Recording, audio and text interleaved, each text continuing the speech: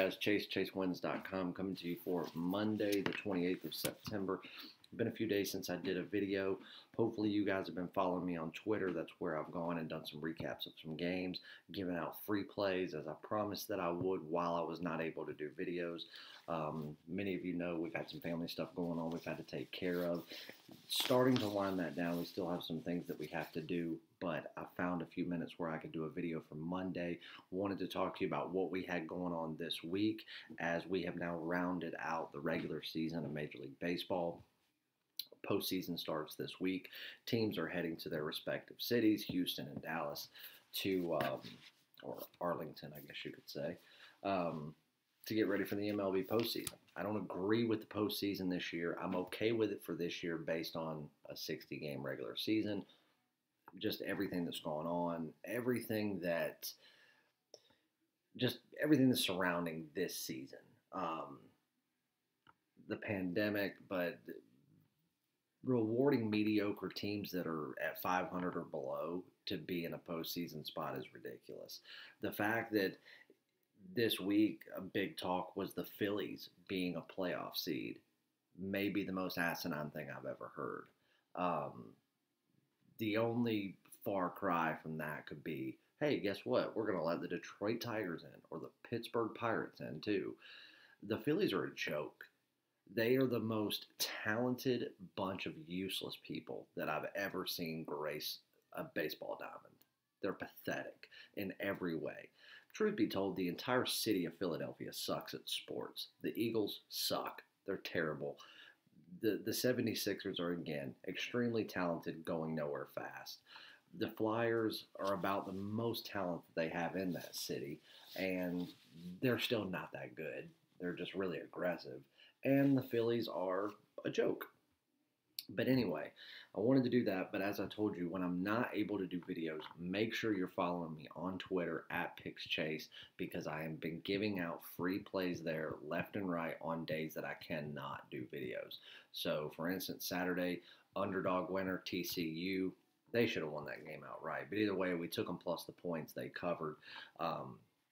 So you're missing out if you are not following me on Twitter. Gave out a free play, which was a premium play on Sunday, the Vikings plus the points. Again, another team that should have won outright, but either way, we took them plus the points, and it was a winner. But let's get into a quick recap. As everybody knows that follows me, we had a nice big top play winner on Saturday. We had a couple of bad beats in college football, just teams. It took them a long time to get off the bus. Georgia being one of them. We had over the points in the Georgia game, and they scored 5 points in the first quarter or first half, or it was like 12 points. And, I mean, in the second half, the floodgates open. It shouldn't have taken them 2 full quarters to get into any sort of rhythm against a team as bad as Arkansas. So, but again, beginning of the season woes. So, either way, we had another underdog winner on South Carolina. Our top play winner was on the Mets and the Washington Nationals in Game 2 over. So, a nice top play winner there in Major League Baseball. Again, we went from day one of the regular season all the way to the end of the regular season with only one top play loss in Major League Baseball this year. So, congratulations to everyone. Another successful Major League Baseball season. Now the postseason is upon us. There will be no baseball for Monday. All the teams are getting ready, traveling, and we'll kick it off here in just a couple of days.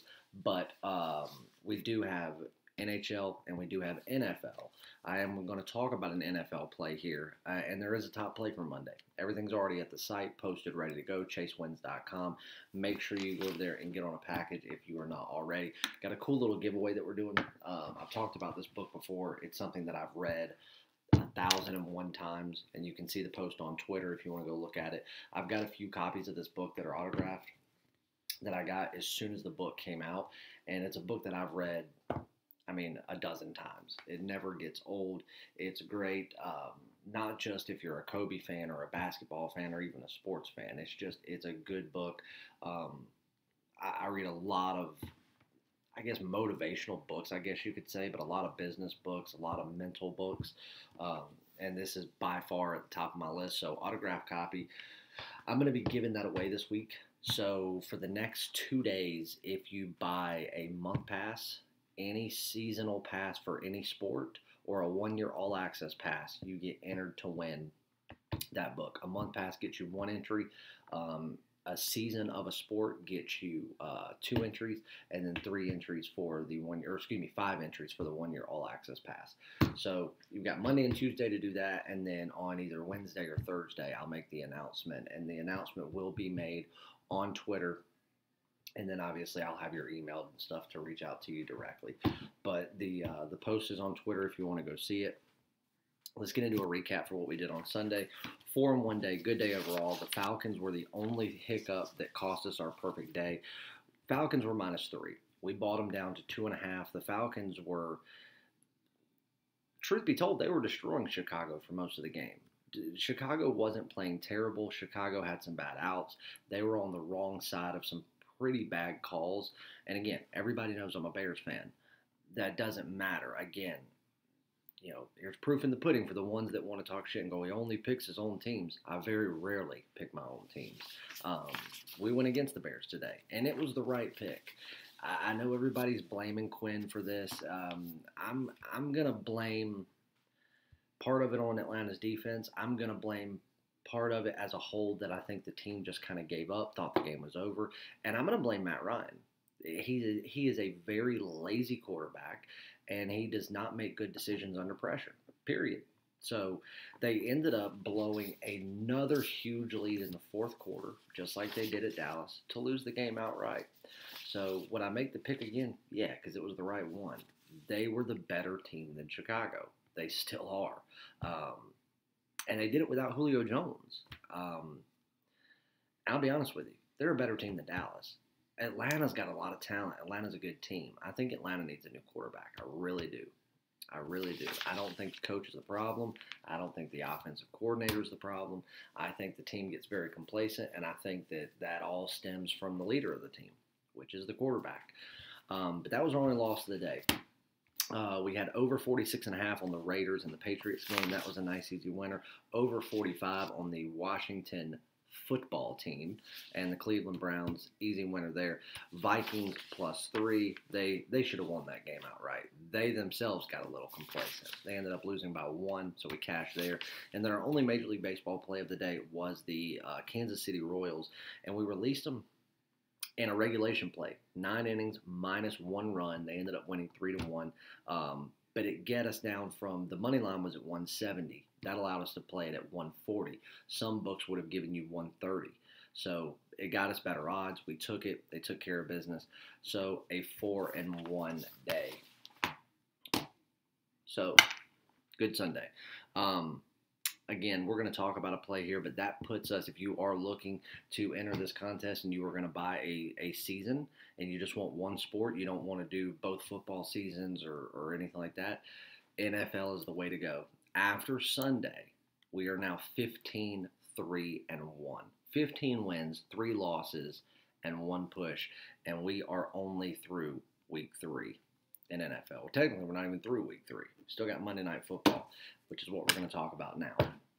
Oh, and you can get the NFL season for $500. So ChaseWins.com on that. Let's see. The Ravens and the Chiefs. Very sought after matchup. The 2 top teams, I guess you could say. The reigning Super Bowl champions against the team that was eliminated too early, truth be told, in the playoffs last year. Everybody knows how I feel about running quarterbacks. I don't consider them to truly be quarterbacks.